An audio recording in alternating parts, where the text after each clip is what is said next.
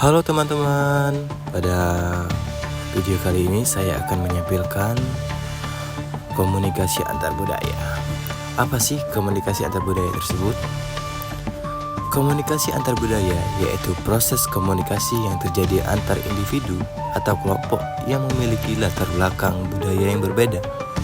Perbedaan budaya ini bisa mencakup ras, etnis, kebangsaan, agama, kelas sosial, nilai-nilai, dan norma bahasa dan cara pandang. Singkatnya, komunikasi antar budaya terjadi ketika pihak-pihak yang berkomunikasi memiliki perbedaan cara hidup yang dianut dan berkembang dalam generasi ke generasi. Apa sih komunikasi antar budaya tersebut? Komunikasi antar budaya yaitu proses komunikasi yang terjadi antar individu atau kelompok yang memiliki latar belakang budaya yang berbeda. Perbedaan budaya ini bisa mencakup ras, etnis, kebangsaan, agama, kelas sosial, nilai-nilai, dan norma bahasa dan cara pandang.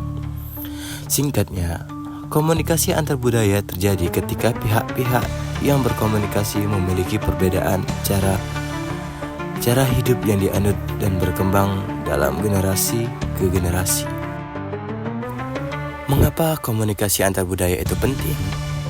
Di era globalisasi seperti sekarang, interaksi antar budaya semakin sering terjadi dalam berbagai konteks, seperti bisnis, pendidikan, diplomasi, pariwisata, dan bahkan dalam kehidupan sehari-hari.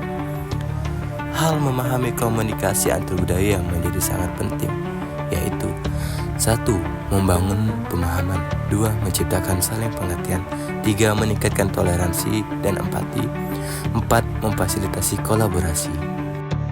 Yang mempengaruhi komunikasi antar budaya. 1. Bahasa. Perbedaan bahasa tidak hanya soal kosakata, tetapi juga cara berpikir dan mengutarakan sesuatu. Bahkan dalam bahasa yang sama, dialek atau aksen bisa jadi penghalang. 2.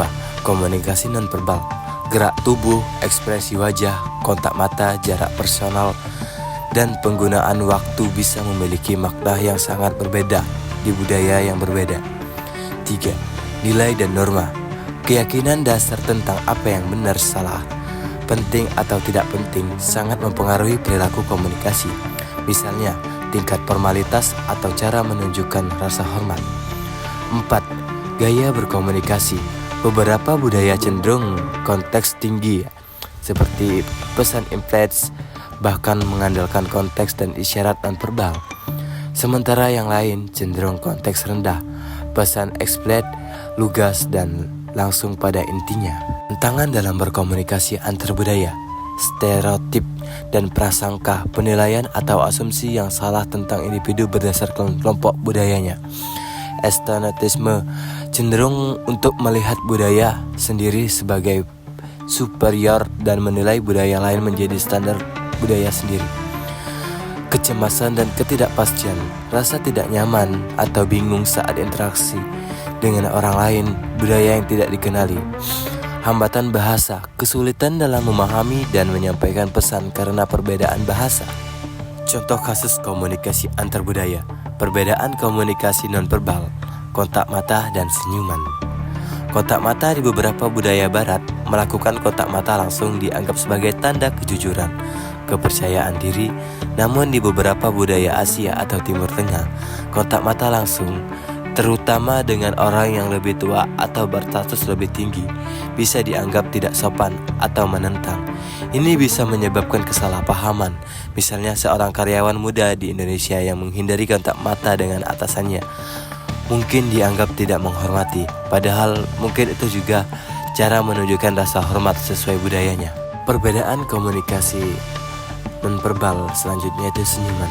Senyuman adalah ekspresi universal, tetapi maknanya bisa bervariasi. Di beberapa budaya, senyuman mungkin digunakan untuk menutupi ketidaknyamanan atau kesedihan.